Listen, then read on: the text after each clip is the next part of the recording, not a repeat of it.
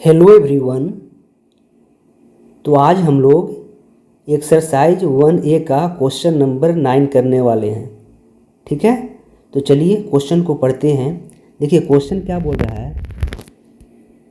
Use Euclid's algorithm to find the HCF of 1190 and 1445। Express the HCF in the form 1190m plus 1445n। देखिए overall question क्या बोल रहा है कि हमें यहाँ पे इक्विलिड डिवीजन एल्गोरिदम मेथड से एचसीएफ फाइंड करना है। कितना का? 1190 और 1445 का। साथ में हमें यहाँ पे स्मॉल m और स्मॉल n का वैल्यू बताना है, यानी कि m और n का वैल्यू बताना है। ठीक है, तो देखिए जिस तरीके से हम करेंगे उसी तरीके से आप लोग को भी करना है। ठीक है, तो चलिए हम लोग करते हैं क्वेश्चन को। देखिए जो जो स्टेप को फॉलो करेंगे उसी स्टेप को आपको भी फॉलो करना है। ठीक है, तो चलिए हम लोग बढ़ते हैं आगे।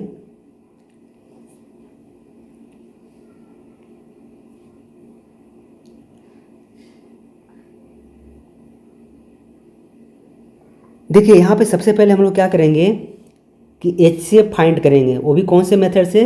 तो इक्विलिड डिवीजन एल्गोरिदम से। ठीक है, देखिए इक्विलिड डिवीजन एल्गोरिदम को क्या बोलते हैं? सक्सेसिव डिवीजन मेथड ही बोलते हैं। ठीक है, तो देखिए जो क्वेश्चन में सबसे बड़ा जो पॉजिटिव इंटीजर दे रखा है 1445। कितना दे रखा है? 1445। तो उसको क्या मानेंगे? डिवाइडेंड मानेंगे। ठीक है ना। और जो सबसे छोटा इंटीजर दे रखा है, जो सबसे पॉजिटिव छोटा इंटीजर दे रखा है 1190, उसको क्या मानेंगे हम लोग? डिवीजर मानेंगे। ठीक है, तो चलिए अब भाग देते हैं।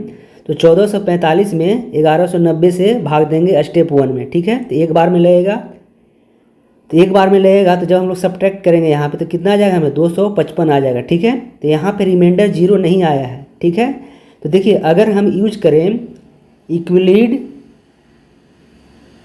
डिवीजन लेमा मेथड, तो यहाँ से हम लोग क्या लिख सकते हैं? तो यहाँ से हम लोग लिख सकते हैं कि जो हमारा 1445 है वो किसके बराबर है?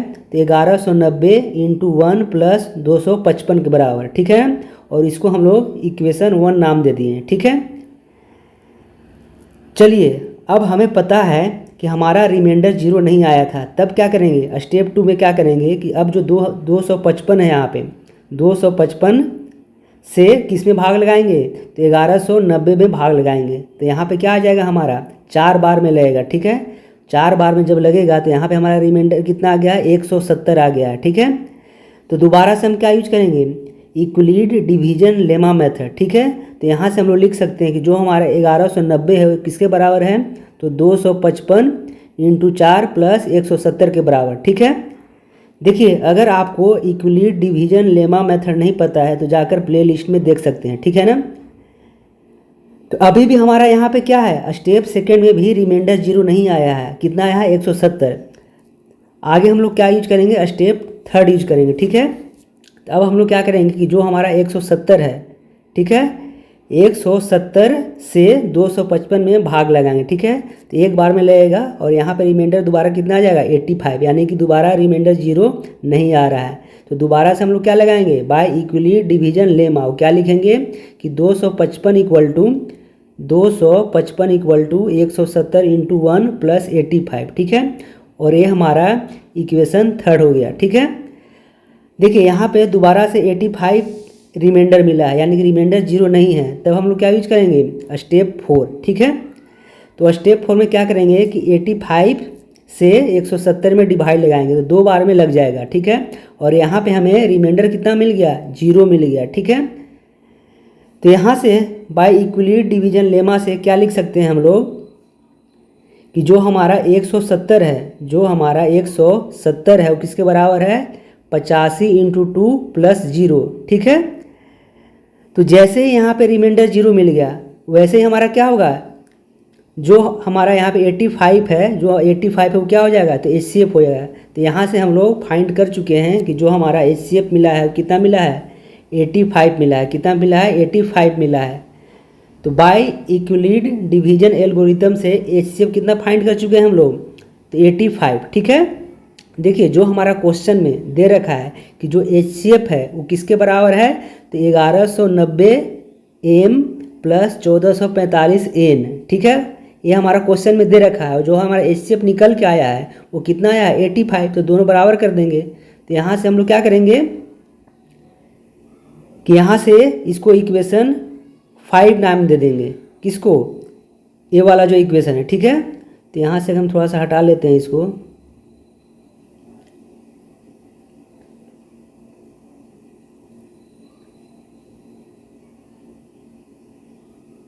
तो यहाँ से थोड़ा सा हम इसको कलर को हटा लेते हैं, ठीक है। तो देखिए यहाँ से हट गया, तो इसको क्या नाम दे दिए हम लोग, तो इसे इक्वेशन 5 नाम दे दिए, ठीक है। चलिए अब हम लोग क्या यूज करेंगे आगे से, अब इक्वेशन 3 दोबारा से यूज करेंगे, ठीक है ना। इक्वेशन 3 दोबारा से यूज करेंगे। इक्वेशन 3 क्या था से देख लीजिए एक बार।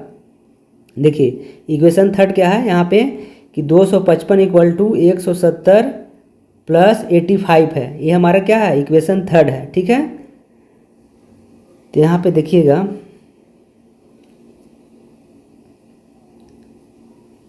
कि अब हम लोग क्या कर रहे हैं, दोबारा से इक्वेशन 3 को लिख रहे हैं, ठीक है। तो क्या है कि 255 इक्वल टू 170 प्लस 85 है, ठीक है।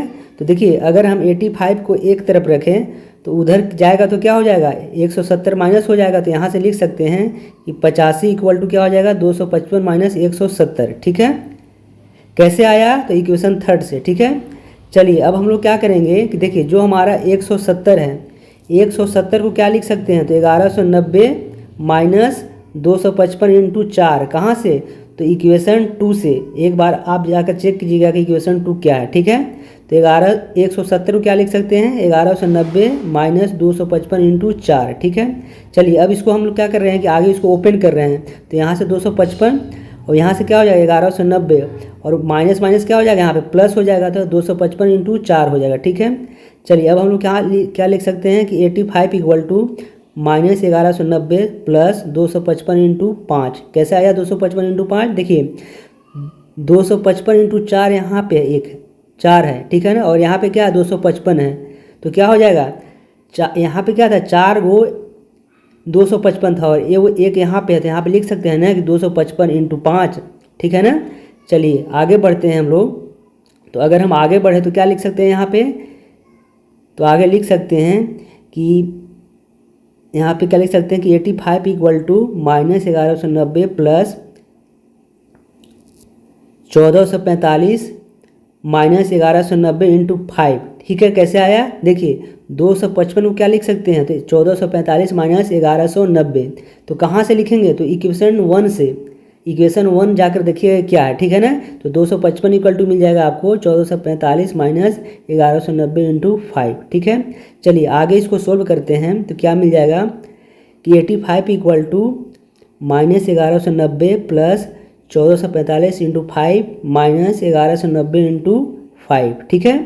चलिए आगे बढ़ते हैं स्टेप से। तो क्या लिख सकते हैं माइनस 1190 इंटू 6, कैसे, देखिए यहाँ पे क्या है कि माइनस 1190 इंटू 5, यहाँ 5 था यहाँ पे, और यहाँ पे क्या एक और तो था माइनस 11 इंटू 90, तो क्या लिख सकते हैं इन दोनों को मिला के लिख सकते हैं हम लोग कि माइनस 1190 इंटू 6, क्या लिख सकते हैं, तो माइनस 1190 इंटू 6 प्लस 1445 इंटू 5, ठीक है। देखिए इसी को और क्या लिख सकते हैं माइनस 1190 इंटू 6 को, तो 1190 इंटू माइनस 6 लिख सकते हैं ना। यहाँ पे क्या लिख सकते हैं 1190 इंटू माइनस 6 लिख सकते हैं, ठीक है ना। और प्लस में क्या रहेगा, तो प्लस में 1445 इंटू 5 रहेगा, क्या रहेगा 1445 इंटू 5 रहेगा, ठीक है।